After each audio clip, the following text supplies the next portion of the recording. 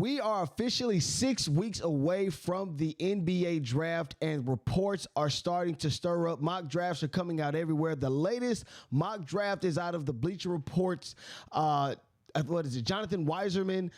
He has let out his recent draft update, and he has the Atlanta Hawks in some interesting situations. And myself and Chris Tipmore, we are here to dissect all of that, as well as give our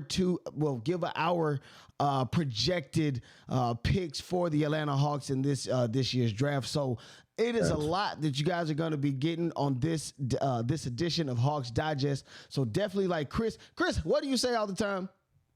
Hey man, take off your shoes, leave on your socks. Yeah, man, do exactly what he said, and let's go ahead and get this started. What's going on, Chris? Hey man, every day is a great day, man, especially to be a Hawks fan. It's exciting times. We're getting closer to the draft, just like you indicated in the beginning.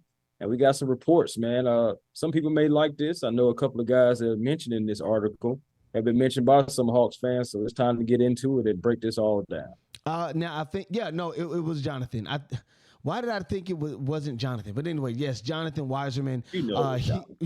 He came out with a new mock draft for the draft, basically for the first round of the draft. Of course, the Atlanta Hawks, you know how the situation played out. What was a 3.8% chance that we wouldn't get the draft pick that we were looking for?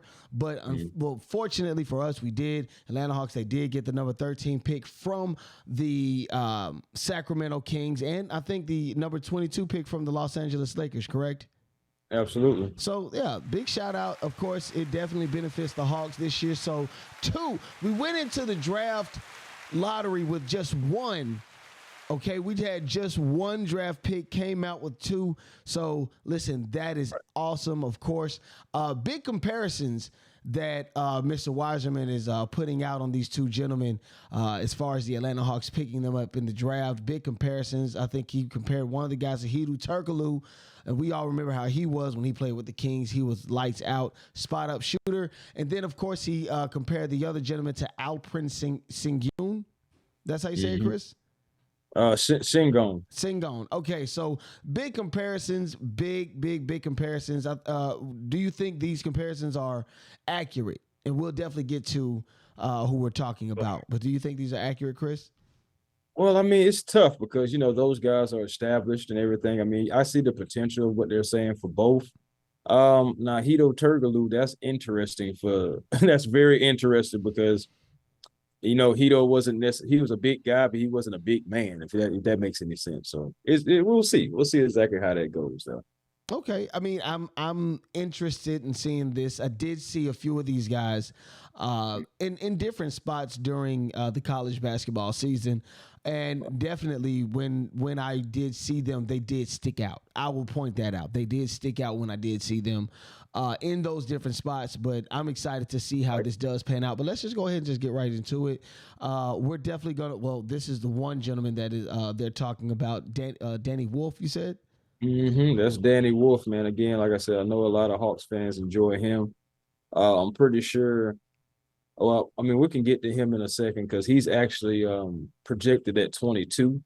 But the guy that is projected at number 13, of course, is 6'10", 246, 20-year-old Derek Quin. And for me, man, this is interesting about Derek Quin because this is the first time I've seen us mocked to get Derek Quin. He's normally been mocked before us. Like he's been gone before, we get to the 13th pick and most of these mocks that I'm seeing. So to see him go to the Atlanta Hawks is very interesting.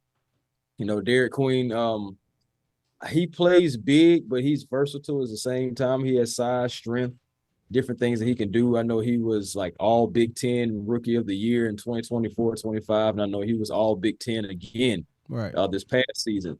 The thing that sticks out that people remember was the fact that he had made 3 threes and he had 27 points against the number 1 seed Florida Gators. Yeah.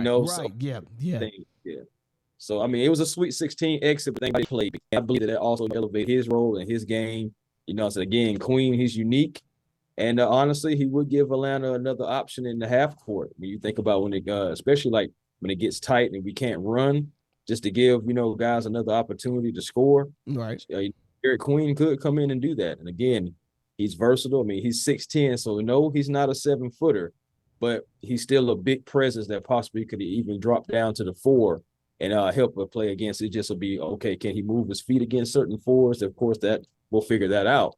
But when about position, he still play the center. And of course, we're getting a back center to go along with him to help it. So it's really like big to big, you know? But I think that the one question, and I am looking at here, the article, one question that is rising is his defensive attributes. He doesn't necessarily have that. It's more of a concern for the Hawks. Right. I was saying 6'10", kind of being a big. Again, I'm not down him. I'm just bringing up the concerns that are coming up when I do read about this young man.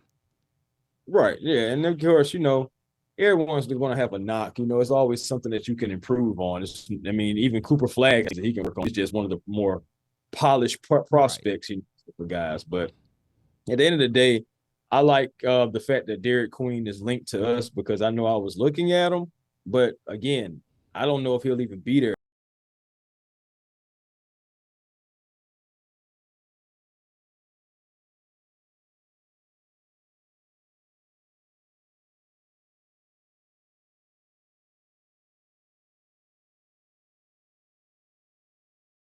At 13, along with Hassan Noel as well, because he's projected to go before too, another guy that I like. But these guys are projected to go beforehand. So to see if Quin can fall to 13, I'm not necessarily mad because that guy, he can come in, I believe, in day one and at least come off the bench and give you some production. I do believe that.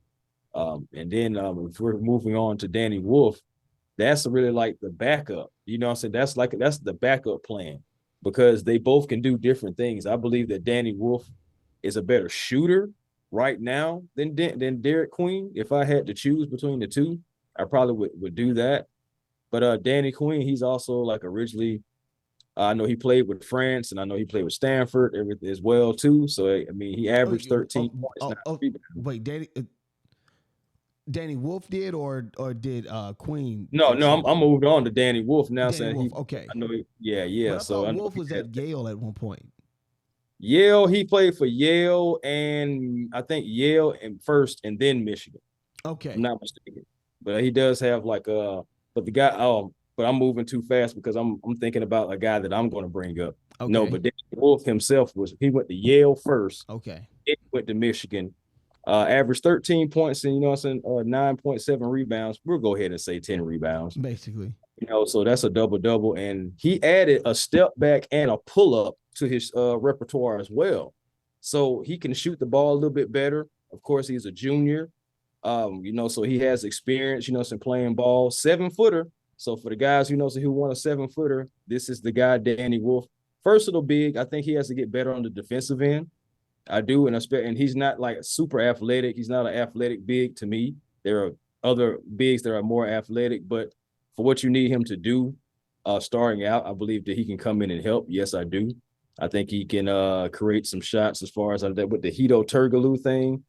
I think that just comes from like the fact that he's a 7-footer and he can shoot the ball. He can shoot the ball. Okay. Right. He can shoot the ball because I know. And you did say he came with he added to his repertoire yes, he added a step back and a pull up. A pull up. So right. That's and again I want to preference where my because I'm not going ahead of you because I do know we both have two other guys that we are putting into the mix, but when I see this, you dig, I can see how where I just see how this guy does add that dimension to it. I know the Hawks, they definitely could use another big that can get rebounds. In my opinion, 7 foot, I think I want to lend to that area, 7 feet or above, in my opinion. And there's nothing wrong with that because we need 7-footers. That extra height, extra inches, they help. Danny Wolf in the combine, he made 21 dribble jumpers. So I know that. So again, that was just indicating that he has added to his repertoire. The thing that is interesting about Danny Wolf too is he's able to make plays. Like he can pass the ball and he still was passing the ball, but also still rebounding as well. So that just lets you know that he can do both. Also averaged about 1.5 blocks as well. So again, He does need to get better as far as like lateral movement, moving his feet, everything like that. But of course, everyone again has something they have to work on. Oh, for So, sure. it's not going to be a perfect center, I don't think, but it is a lot of guys that you can work with, coach them up, possibly, and bring them in. Some more polished than others, but we'll see where everything falls. Either way it goes, but the verdict for me, I don't think this is a bad article. If the Hawks ended up the way that everything fell and ended up with Danny Wolf and Derek Quin, I don't think Hawk fans should be mad because you did get two bigs who both can do two different things and some things similar. And that big room, I ain't gonna say big room, but a lot of the bigs that play with the Hawks outside of Onyeka Okongwu and Mo Gay, a lot of bigs are gonna be leaving the Hawks, so definitely adding to that would benefit the Hawks than anything. Right. And then of course, so you don't have to just like force, everybody in. If you can figure out who is more polished for you to kind of like bring you in, and then you possibly can send the other down to College Park for development. Right. It's different things you can do. You can keep them up here, and I mean they're both going to be first round picks. So I mean you possibly could keep them both up here and try to see how you can work it. See who works better with a Okongwu. Maybe you have a big lineup, or maybe you put both of these guys in when a Okongwu's on the bench and possibly JJ, and see how they can work and move. Because I think if I was to do that, I'm definitely putting Quin at the 4, just because I feel like he's more versatile and everything as far as like being able to pick and pop and everything like that. Now I'm not discrediting Danny Wolf and what he possibly can do. Right. I'm just, as far as like for the height though, I would probably keep him there for center, rebounding, being able to do different things, because his comparison is also they said Hito Turkoglu, but I've also heard comparisons of Kyle Anderson. Okay. And Kyle is a player that I've always liked. Like, he plays the game the right way. Yeah, he's slow-mo, but he's intelligent more than anything. He's intelligent. And I want intelligent players that make the right plays. And you think about it, everywhere that Kyle Anderson has gone, he's been a factor, and he's been able to make, some smart plays, smart reads, and help the teams and stuff like that. All right. So, yeah, I got you. Now, Chris, you and I both, we had some homework and some guys that you were interested in looking at when it came to bringing them into the Hawks organization. Right. Yeah. First, give me your guys. Give me your guys. If you were able to pick, I don't even know if we want to even put that in there. Just guys that you look at that could possibly be with the Hawks after the draft. Well, I mean, of course, you already have one guy up here, and this guy right here, Hassan Yang, man. I checked him out for the first time probably this season, or the end of this season again. Now, I feel like the best thing about him is his post game, like his post game period, interior scoring, rebounding, and that passing ability. Like, when you look at the kid, it's almost like if Jokic and Yao Ming, decide to combine forces and do a fusion, and then you got him. It's just he does need to be more polished. I agree with that. His defense, he shows prowess. I mean, he does. He almost averaged 3 blocks per game. I mean, it's 2.6, but close to 3 blocks per game. Again, he has decent shooting range. Protector right there. Right. He also has decent shooting range. You know what I'm saying? He's developing his 3. It's not there yet, but he's developing it. His mobility, he is a little slow. He's a little slow. But at the end of the day, he still can work on that. There's still opportunity to work on that. That's a guy that I wouldn't mind at 22 if, some other guys aren't there. He is only 19. And, he's born in China again. But his wingspan is estimated to be like 7'6". That guy you can possibly bring him in. I'm not saying bring him in to start right away. What I'm saying is for Hassan Yang, if you're looking at it in about 2 to 3 years, he may be your starting center. And that's no offense to Onyeka Okongwu. I'm just saying he may be your starting center. Right. And we can move Onyeka down to 4. I'm down for that also. Hey, again, the showing he gave, the 3-point display that he put on that very last game versus Miami, I mean, I wouldn't oppose to having Onyeka at the 4 if this guy were to be become what you're talking about. Just build into that. Right, because I mean, like I said, with Yang, he gives you a more physical and upside length. You know what I'm saying? I would say rim protector / playmaking combo that can see over all the defense and drop the ball right into the bucket. You know what I'm saying? For guys who are slashing, cutting to the rim, I can see a lot of guys, you know what I'm saying, using Yang for that. I really do like this kid. I feel like, and also from a culture standpoint, just imagine if we do draft him, then everybody from his homeland and everything will be ready to flood down here to see him. Say, let's go Hawks. And the World Cup's coming down here, so come on, it's international here in Atlanta. I'm just saying, man. So tell me about this next guy. Man, this is Maximus. Yeah, Max. Yeah, man. I like to call him Max Ray, man. Max Rayard, man. Now this guy, I like Hassan Yang a whole lot. I actually like Hassan Yang more than this player right here. However, he's more ready than Hassan Yang. I feel like first of all, he's smart. He has an IQ.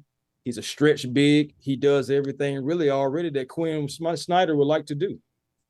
Of course, he's quicker. He's quicker with his feet. You know what I'm saying? Quicker with his feet. Excuse me about that. And then honestly, he's more polished. I really feel like he's more polished right now. If you want somebody that really just can compare with Trae Young, Jalen Johnson, and whoever else that you're going to have as far as with the guards, somebody that can help with IQ, passing, spacing, Rayard is your guy. I ain't gonna lie. There's a lot of things that he can do. It's more you can do with him. Yeah, man. And his 3-point percentage is higher than Yang's too. Yang's is still developing. Remember, I said that. Right, you did. But this guy has a more reliable 3. I think he shot 35%. He is a little older, so he's 21 compared, but he's still 7 feet. I think 7 feet 1. And again, when I was talking about the Stanford, this was the young man that I was saying originally from France, and he played for Stanford. So you still got that French connection with Risacher as well. Again, you know what I'm saying, as far as like his passing for a center, him and Yang, they both can pass. I think I like Yang's passing ability a little bit better, maybe because he's taller. But still, I like both of these guys. If I could get Yang and Rayard, oh my goodness. That's how I really feel, because the last thing I'm going to say about him is imagine a less physical Domantas Sabonis. I got you. More finesse. He's more of a finesse player.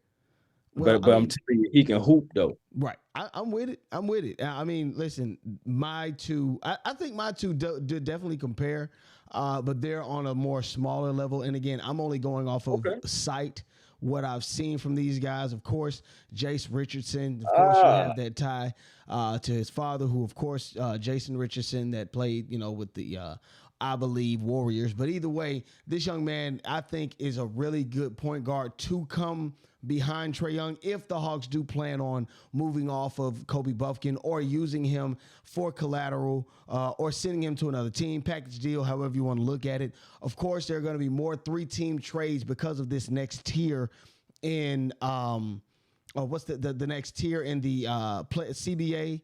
So, of course, there is going to be some additions, and that could be a chance for the Hawks to possibly package or use some of these other guys that they do have for collateral. Again, I like Kobe Buffkin, but unfortunately, the time that he's been here has been marred with injuries. And again, it wouldn't be a bad thing for the Atlanta Hawks to start fresh.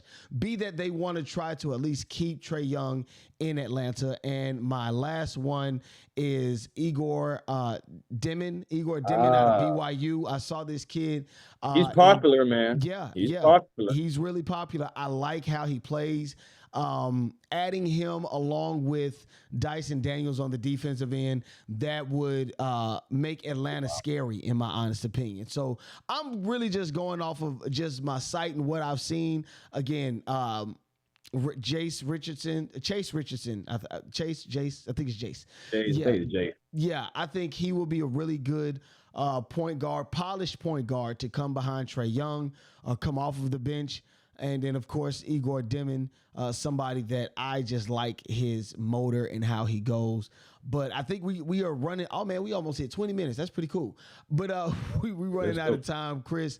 I have nothing else to say, man. Listen, the draft is coming up 6 weeks away. I'm ready. Any last words? Oh, last thing I want to say about Rayard. I said about, some Derek Queen, bringing him in as the 4. Right. This guy right here, I feel even more comfortable with having at the 4 because he honestly can do the pick and pop. And honestly, he could possibly, and I know a friend of mine said this, and I went and looked at it myself. And yeah, he could be our Lord marketing. Oh, wow. Oh, wow. All right. There you go. There you have it. Of course, this is the next edition of Atlanta Hawks Digest. Of course, you already know my name. My name is Walter Pollard. This is Chris Tipmore. And of course, Bankhead Bounce, right. Listen, we already out, man. Listen, keep up with us. Stick with us because we have a lot more coming up in the next few weeks leading up to the draft. This is Atlanta Hawks Digest. Peace. Peace.